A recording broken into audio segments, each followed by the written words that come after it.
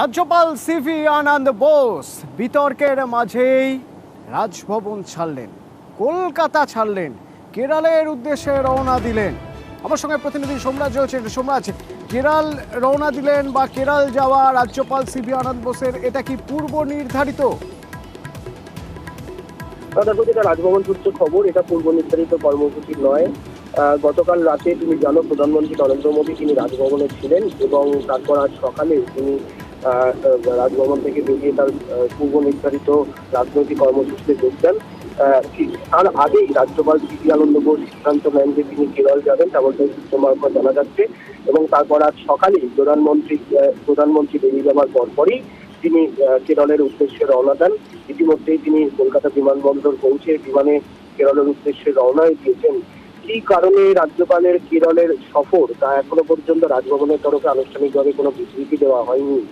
তবে রাজনৈতিক মহল মনে করছে সাম্প্রতিক সময় যে বিতর্ক তৈরি হয়েছে রাজ্যপাল সিভি আনন্দ বোসকে কেন্দ্র করে, সেই কারণেই কি তৈরি করে রাজ্যপালের কেরলের সফর, এমনটাই রাজনৈতিক মহল মনে করছে।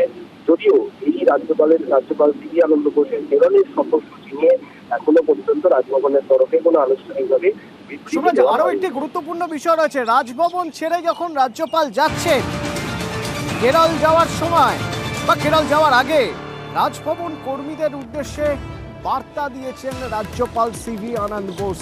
কি সেই বার্তা? দেখো, প্রথমত তিনি অভিযোগ করছেন যে গোটা ঘটনার পিছনে রাজনৈতিক অভিসন্ধি রয়েছে এবং তার যে লড়াই, দুর্নীতির বিরুদ্ধে লড়াই এবং রাজ্যকে শান্তিতে রাখার জন্য যে লড়াই, সেই লড়াই চলবে বলেও তিনি দাবি করছেন।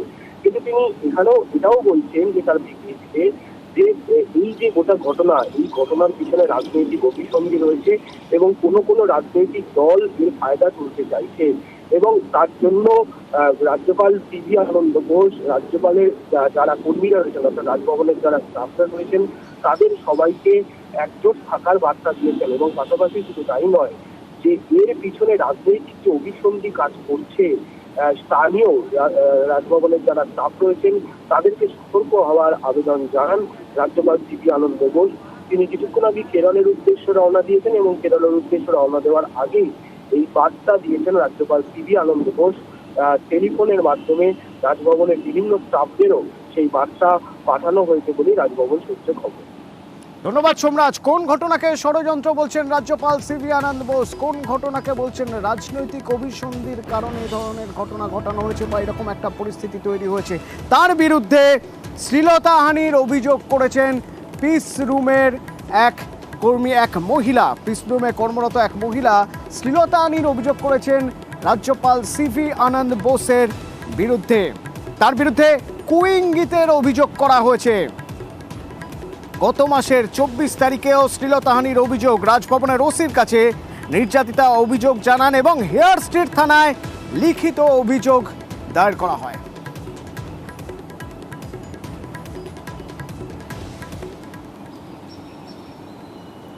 রাজভবনের পিস রুমে কর্মরত এক মহিলার চাঞ্চল্যকর অভিযোগ রাজ্যপালের বিরুদ্ধে। অভিযোগ শ্লীলতাহানির, অভিযোগ কুইঙ্গিতের। রাজভবনের ওসির কাছে নির্যাতিতার অভিযোগ এবং তারপর হেয়ার স্ট্রিট থানায় লিখিত অভিযোগ দায়ের করা হয়।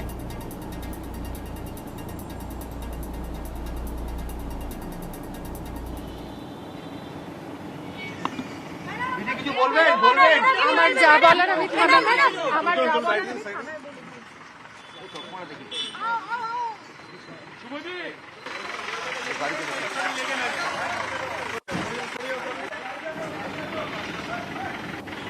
গতকালই প্রথমে এই ঘটনা প্রকাশ্যে আসে যে রাজ্যপালের বিরুদ্ধে একটি অভিযোগ, যে অভিযোগ শ্লীলতাহানির অভিযোগ, এবং এই অভিযোগ পিস রুমে কর্মরত এক মহিলা অভিযোগ করেছেন।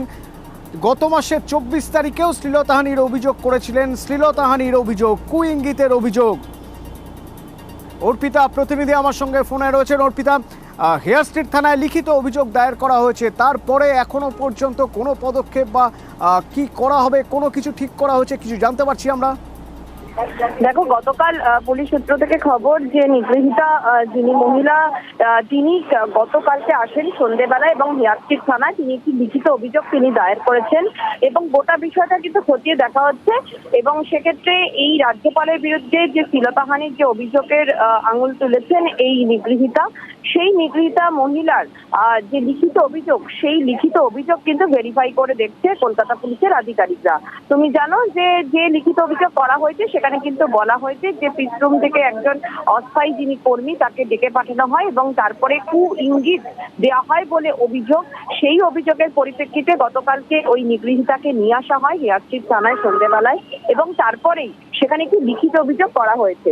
এখন তার পরিপ্রেক্ষিতে কলকাতা পুলিশ পরবর্তী কি পদক্ষেপ নেয় সেই দিকেই কিন্তু এখন দেখার। যদিও রাজ্যপাল বা রাজভবনের তরফ থেকে কিন্তু লিখিত বিবৃতি দিয়ে পরিষ্কার করে গোটা বিষয়টা জানিয়ে দেওয়া, কিছু সেখানে রুলস এর কথা কিন্তু উল্লেখ করা হয়েছে, যেমন ভেতরে সে প্রসঙ্গেও জানবো, তবে তার আগে আপনাদের জানিয়ে রাখতে চাইবো রাজ্যপালের বিরুদ্ধে শ্লীলতাহানির অভিযোগ, এই অভিযোগ প্রকাশ্যে আসার পর কড়া ভাষায় আক্রমণ তৃণমূলের। গুরুতর অভিযোগ এবং সে অভিযোগ হচ্ছে যে শ্লীলতাহানির মহামান্য রাজ্যপাল, আর মহামান্য বলবো কিনা জানি না, এবং যিনি এত বড় বড় জ্ঞান দিতেন এবং সন্দেশখালি যেতেন, নারী শক্তিটা কি আর নারী সম্মানটা কি সমস্ত বলতেন এবং ওয়ার রুম হওয়া উচিত, পিস রুম হওয়া উচিত, আজকে তার রাজভবনে একটি মেয়ে, একটি মহিলা সে এই অভিযোগ করছে এবং যে প্রথমবার তার উপর শ্লীলতাহানি নয়, অনেকবার হয়েছে। আমরা অপেক্ষায় রইলাম যে নিন্দা জানাবে কি বিজেপি, নিন্দা জানাবে কি প্রধানমন্ত্রী। এবং এই অভিযোগ প্রকাশ্যে আসার পর থেকে বিবৃতি দিয়ে অভিযোগ অস্বীকার করলেন রাজ্যপাল সিভি আনন্দ বোস। কি রয়েছে ওই বিবৃতিতে? রাজ্যপাল জানিয়েছেন সত্য প্রমাণিত হবেই, সাজানো অভিযোগ দিয়ে তাকে দমিয়ে রাখা যাবে না। কেউ যদি তার ভাবমূর্তিতে কালি লাগিয়ে ভোটের ফায়দা চায় তাহলে ভগবান তাদের মঙ্গল করুন। রাজ্যপাল আরও লিখেছেন রাজ্যে দুর্নীতি ও অশান্তির বিরুদ্ধে তাঁর লড়াই চলবে।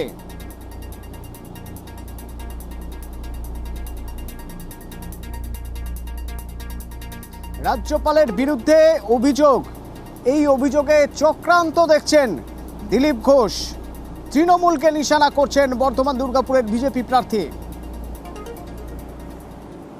রাজ্যপাল নিয়ে গতকাল যে ঘটনা ঘটেছে, রাজ্যপালের বিরুদ্ধে যে অভিযোগ, সে প্রসঙ্গে কি বলবে? এর আগে অনেক অভিযোগ করার চেষ্টা হয়েছে। টিএমসির রাজনীতি এখন মাটিতে নেমে গেছে, মাটির নিচে চলে যাচ্ছে। এরা রাষ্ট্রপতিকে বদনাম করেছে, প্রধানমন্ত্রী, স্বরাষ্ট্রমন্ত্রী, আমাদের পার্টির সর্বভারতীয় প্রেসিডেন্ট, আরো নেতা এখন রাজ্যপালকে ধরেছে। এই ধরনের ওঝা রাজনীতি করে নির্বাচনে জেতা যায় না। এটা নূতন নয়, আমরাও জানতাম এই ধরনের চক্রান্ত চলছে, আর সেটা আজকে প্রকাশ্যে এসেছে। রাজভবন থেকে বিবৃতি, যে বিবৃতি অনুযায়ী চন্দ্রিমা ভট্টাচার্যকে ব্যান করা হলো, অর্থাৎ চন্দ্রিমা ভট্টাচার্যকে রাজভবনে প্রবেশ করতে দেওয়া হবে না। কলকাতা, ব্যারাকপুর, দার্জিলিং এই 3 রাজভবন থেকে তাকে ব্যান করা হলো এবং চন্দ্রিমা ভট্টাচার্যর অনুষ্ঠান থাকলে সেই অনুষ্ঠানেও রাজ্যপাল যাবেন না, অর্থাৎ অনুষ্ঠান বয়কট করবেন। পাশাপাশি পুলিশ আধিকারিকরা তদন্তের জন্য রাজভবনে যায় তাহলে পুলিশকে তদন্তের নামে রাজভবনে ঢুকতে নিষেধাজ্ঞা।